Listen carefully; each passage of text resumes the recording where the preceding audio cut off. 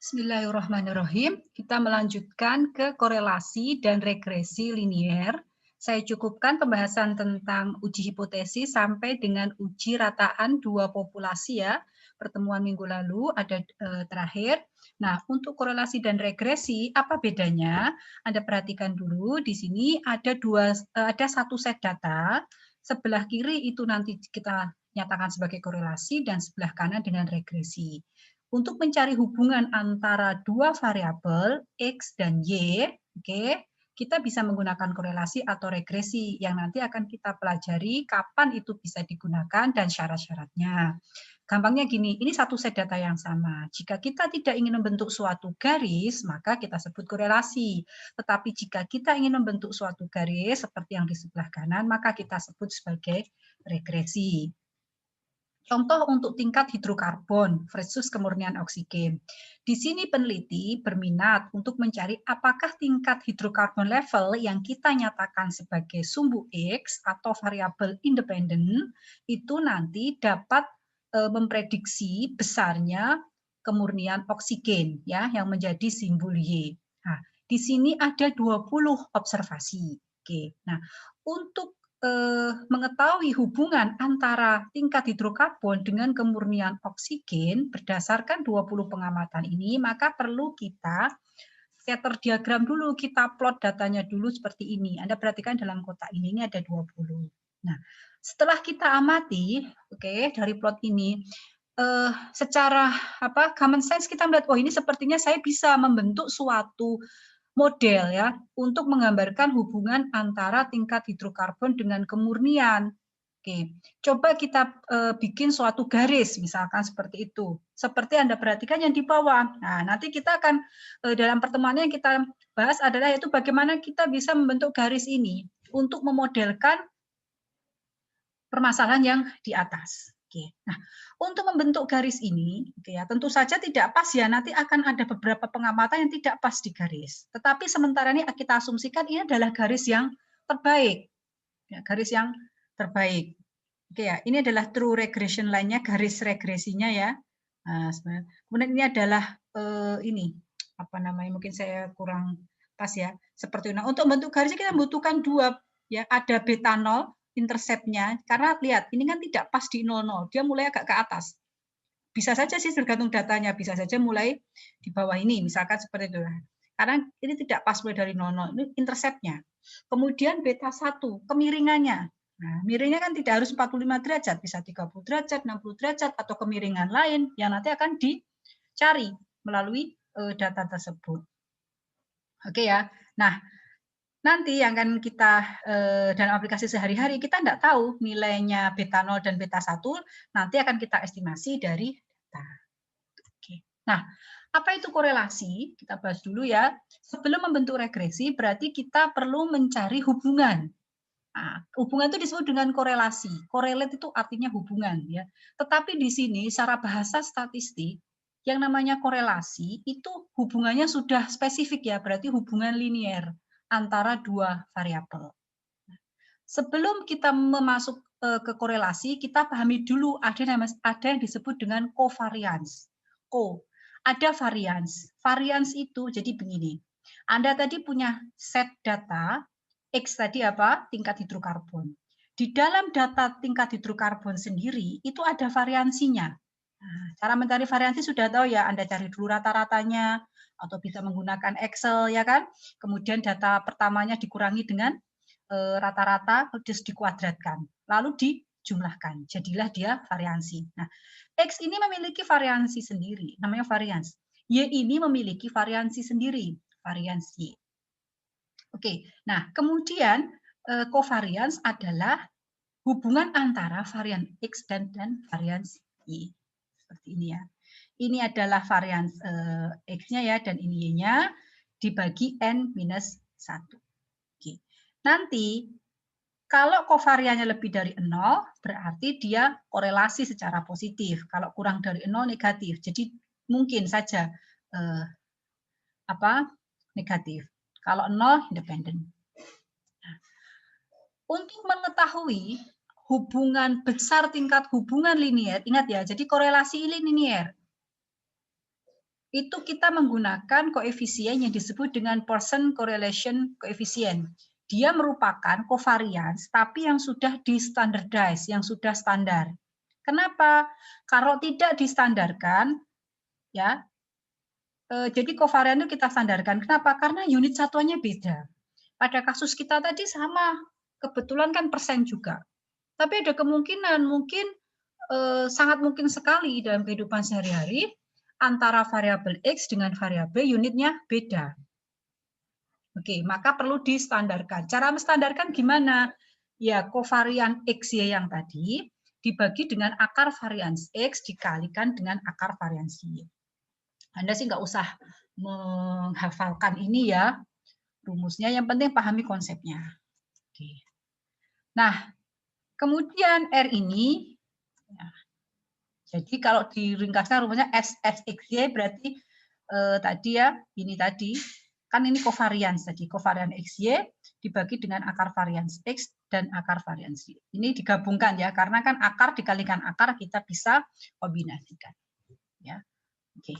Nah, sifat-sifat korelasi, pertama nilainya bisa negatif, bisa positif. Ingat ya, kalau negatif mendekati -1, berarti semakin kuat hubungan linearnya.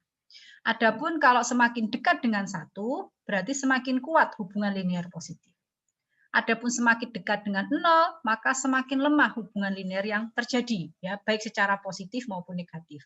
Jadi 0,8 dengan 0,2, yang 0,8 berarti berhubungan secara positif lebih kuat daripada yang 0,2. Oke, untuk digambarkan. Nah, ini ya hubungan kuat. Total ini, bulat-bulat ini adalah data, ya, data sampel yang kita miliki. Nah, ini kita nggak bentuk garis di sini, itu hanya untuk menunjukkan apa namanya penyebaran dari mana, dari data mentahnya ini ya, dia terlalu banyak menyebar atau tidak. Jadi kita mengatakan dia hubungan kuat, kira-kira ya. Jadi tampak itu seperti ini. Dan kita menyatakan dia hubungan lemah kalau dia menyebar ya, cukup menyebar dan sebagainya.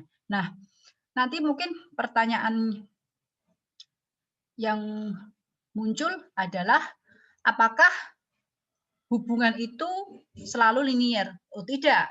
Tentu saja di dalam statistik hubungan itu tidak harus selalu linear. Dia bisa eksponensial, dia juga bisa membentuk pola tertentu, tetapi kali ini yang kita bahas adalah yang linear terlebih dahulu. Nah, ini ya saya katakan tadi. Nah, kalau ternyata di plot data mentah seperti ini kita memiliki, lalu kita bisa, oh seperti ini membentuk suatu kurva deh, atau seperti ini ya. Oh, berarti kalau ada data dengan pola seperti ini, maka Anda jangan memaksakan dia untuk diolah dengan regresi atau korelasi ya, atau regresi atau linear seperti itu, nggak bisa. Tapi Anda bisa menggunakan tools yang lain yang memang khusus untuk membahas hubungan yang berbentuk kurva. Bisa. Seperti itu. Atau kalau tidak ada relationship seperti ini, ya berarti memang variabel yang menjadi amatan minat Anda itu tidak berhubungan. Seperti itu. Oke. Nah, jadi memang kalau Anda berminat mencari hubungan antara dua variabel, seperti tadi, pertama wajib adalah kita plot dulu. Jangan langsung dimasukkan ke program atau software, atau Anda langsung menghitung. Karena kalau menghitung, keluar nanti hitungannya. Tetapi belum tentu cocok. Karena apa? Ya itu saya pernah menyampaikan waktu dulu kalau nggak salah di Askombe Quartet ya. Anda cek di materi sebelumnya ya, ada 4 set data yang rataannya sama, variansinya sama. Tapi ternyata setelah diplot ada 4 yang berbeda. Hati-hati, jadi jangan langsung main hitung, diplot dulu. Ya, ini besaran R berdasarkan sebarannya. Anda bisa perhatikan kalau 0,69 dengan 0,97, lihat 0,9 itu agak nyebar, 0,07 semakin tidak beraturan ya penyebarannya.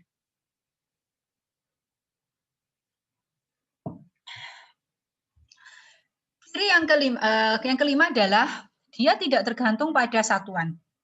Korelasi tidak tergantung pada satuan. Artinya mau kita pindahkan dia jadi misalnya berat badan dari kilo jadi pounds, nggak ngaruh. Korelasinya nanti akan sama. Misalkan ini total number banyaknya jam tidur dengan berat badan. Ketika berat badannya kita ubah dari kilo menjadi pounds, sama hasil plotnya ya. Dan nilai R-nya sama, minus 0,34. Berarti hubungannya negatif. Agak lemah ini. Nah, dan kita bisa membolak-balikkan. Ingat, ini perbedaan dengan regresi nanti di sini ya. Korelasi itu, sumbu X dan sumbu Y bisa kita bolak-balik. Jadi kita nggak ada dugaan mana nanti yang akan menjadi variabel independen dan mana yang akan menjadi variabel dependen. Yang penting ada hubungan dulu. Nah, misalkan ini usia hidup ya. Kemudian yang di sebelah kiri ini total number banyaknya jam tidur. Nah, nilai ketika kita balik usia harapan hidupnya jadi sumbu Y, kemudian jam tidurnya menjadi sumbu X, nilainya sama. Memang plottingnya agak beda, nah dibalik ya X-nya, tetapi nilainya sama. Ini korelasi dengan regresi nanti bedanya di sini. Nah, dan dia sensitif terhadap outlier pencilan. Perhatikan, di sini R-nya 0,98. Oke. Kemudian, begitu ada satu data mencil ya, di sini ya, dia pencilan outlier, drop langsung ya, 0,68. Dropnya lumayan banyak, bukan dari 0,98 menjadi 0,92 atau 0,88, tidak. Langsung drop banyak. Makanya, keuntungan ya, salah satu mengapa kita perlu ngeplot data dulu, sebelum memutuskan kita mau menggunakan suatu tools adalah seperti ini untuk mengenali apakah ada outlier misalkan seperti itu. Anda bisa lakukan plotting dengan Excel. Excel ada menu untuk insert grafik ya, scatter ada. Nah, jadi gini, statistik itu begini, dia akan mengolah apapun yang akan Anda inputkan. Kalau Anda memasukkan sampah, maka keluarnya juga sampah. Oke. Jadi Anda bisa mencari hubungan antara dua variabel yang secara dasar teori sebenarnya nggak kuat, tapi hanya karena Anda tertarik atau ingin membuat mungkin kontroversi, atau ingin bermain-main, atau ingin mencocok-cocokkan, itu bisa saja. Nah, maka garbage in, garbage out. Contoh, nah, ini adalah hubungan antara orang yang tenggelam, ya, masuk ke dalam kolam dan tenggelam di suatu kolam renang dengan banyaknya film yang dibintangi Nicolas Cage. Anda tidak tahu Nicolas Cage, bisa searching ya, ini adalah bintang film di masa saya dulu muda, wes anggap saja itu artis. Anda lihat hubungannya. Nah, oke ya, mirip kan? Bentuk kurvanya mirip. Korelasinya sendiri ini karena dia berdasarkan tahun ya, sudah kalau diplot antara langsung sumbu X-nya misalkan orang yang tenggelam, kemudian sumbu Y-nya adalah banyaknya film yang dibintangi, nanti juga hasilnya mungkin 67.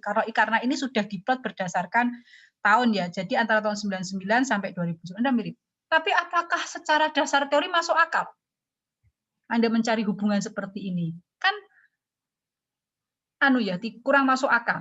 Meskipun kalau dicari hubungannya, ya berhubungan. Yang paling dramatis adalah kalau kasus dalam bidang kesehatan adalah vaksin.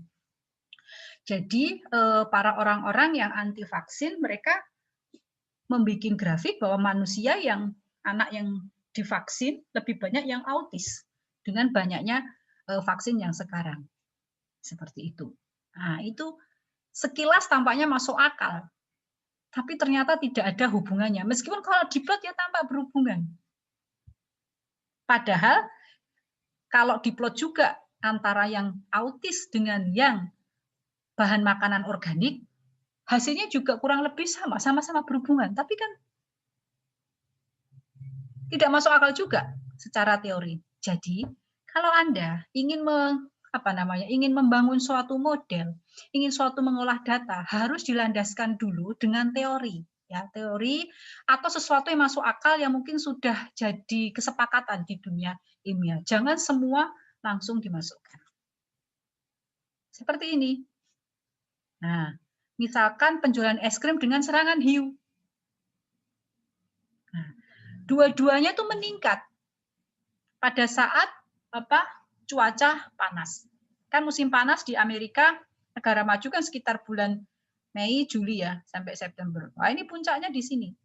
Penjualan es krim dengan serangan hiu. Tapi apakah berhubungan? Secara langsung tidak. Tetapi Anda bisa curiga, oh mungkin penghubungnya adalah suasana panas atau mereka banyak orang di pantai. Pada musim panas, orang barat sebelum pandemi kan sering ke pantai, kemudian makan es krim. Dan di pantai mereka berenang. Pada saat mereka berenang, ada serangan hiu. Seperti itu. Jadi tidak langsung berhubungan. Ini masih masuk akal jika dikaitkan dengan ada satu variabel lagi yang menjadi penghubung antara penjualan es krim dengan serangan hiu. Seperti itu. Nah, itu bisa, tapi sekali lagi harus ada dasar teorinya. Tidak hanya pendapat kita sendiri. Oke ya. Nah, selanjutnya apa itu korelasi tadi sudah, kemudian akan kita nyatakan dengan kita bandingkan dengan regresi ini. Oke, perbedaannya adalah tadi ya, pada korelasi variabel diperlakukan sama. Oke. Dalam regresi ini belum saya edit ya, satu variabel dianggap sebagai prediktor. Nanti saya edit dan lainnya sebagai outcome atau hasil atau variabel Y. Yang tadi kalau X Y-nya itu boleh dibolak-balik. Nah, tapi dalam regresi linier Anda harus punya dasar untuk menyatakan, untuk mengidentifikasi mana yang jadi X dan mana yang jadi Y. Oke. Kemudian R dalam korelasi tadi ya, Pearson Standardized Correlation Coefficient menunjukkan besarnya hubungan linear yang terjadi. Oke. Oke. Nah, namun R dalam regresi itu nanti gini, artinya adalah berapa nilai Y ya yang bisa diprediksi dari nilai X. Oke, kalau kita kembali ke kasus hubungan hidrokarbon dengan kemurnian oksigen tadi, kalau itu kita anggap sebagai korelasi, bukan sebagai regresi, maka nilai yang muncul itu berarti hubungan linear X dan Y.